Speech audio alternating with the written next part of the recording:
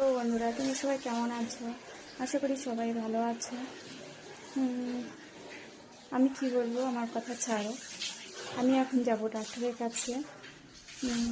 ভাবছিলাম হয়তো শরীরটা ভালো হয়ে যাবে, কিন্তু আজকে 4 দিন 5 দিন ধরে ওয়েট করে দেখলাম যে না, শরীরটা এখন ভালো হচ্ছে না।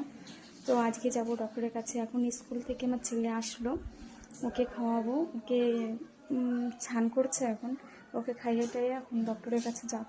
তো আমাদের ডক্টর দেখানো হয়ে গেছে। ডক্টর দেখিয়ে বাইরে চলে এসেছি। বলেছে 5 দিনের জন্য ওষুধ দিয়েছে, 5 দিন পরে আবার যেতে বলেছে। তো সামনে একটা পুজো হচ্ছিলো, তো ভাবলাম দেখি একটু ঠাকুর দেখে যাই, এতদূর যখন এসেছি। তো মন্দিরটাও খুব সুন্দর করে সাজিয়েছে, আর ঠাকুরটাও খুব সুন্দর। চলো আমাদের সঙ্গে তোমাদেরও দেখিয়ে দিই। দেখো মন্দিরটা কতটা সুন্দর লাগছে, কতটা প্যান্ডেলটা কতটা সুন্দর করেছে এখানে।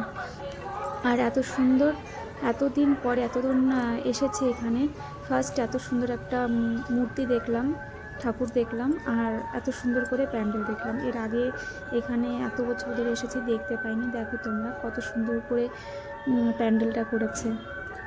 আর ঠাকুরটাও দেখো কত সুন্দর লাগছে, ভেতরটা খুব সুন্দর লাগছে না বলো?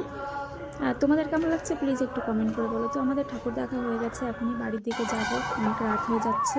তো আমিও গাড়িতে বসে পড়লাম, রাত হয়ে যাচ্ছে আর শরীরটাও খুব খারাপ লাগছিল। তো তার জন্য ওড়নাটা আমি মুখে পেঁচিয়ে নিয়েছিলাম। আর বাইরে বৃষ্টি হচ্ছিল, যেহেতু খুব ঠান্ডা মৌসুম, আমার একদমই ভালো লাগছিল না। তো এত দূর এসেছি যখন, সে এই কারণের জন্য একটু ঠাকুরটাও দেখে গেলাম। আর কবে আসবো, শরীরটাও খুব একটা ভালো না।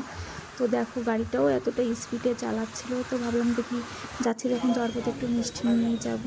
তো চলে এসেছি আমরা মিষ্টির দোকানে, কারণ ছেলেপেলেরা আছে, ওরা গেলেই বলবে আমাদের জন্য কী এনেছো, শাশুড়ি আছে, তো তাদের জন্য একটু মিষ্টি নিলাম। চলে আসো, তোমাদেরও যদি মিষ্টি মুখ করতে ইচ্ছা করে। সবাই ভালো থেকো, টাটা। আর কেমন লাগলো প্লিজ একটু কমেন্ট করে বলো।